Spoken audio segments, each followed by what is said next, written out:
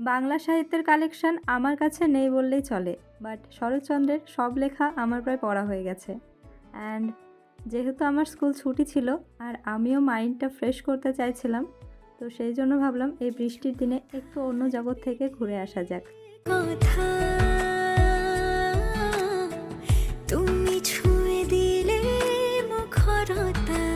বই পড়তে আমার বরাবরই ভীষণ ভালো লাগে, আর আমার অনেক দিনের ইচ্ছে ছিল আমাকে কেউ একজন উপহার হিসেবে একটা বই দিক। অ্যান্ড ফাইনালি আমার ইচ্ছে পূরণ হয়েছে, আর আমার একটা ফ্রেন্ড আমাকে এই বইটা গিফট দিয়েছে। সো বইটা আমার কাছে অনেক special, and once again thank you so much for this book.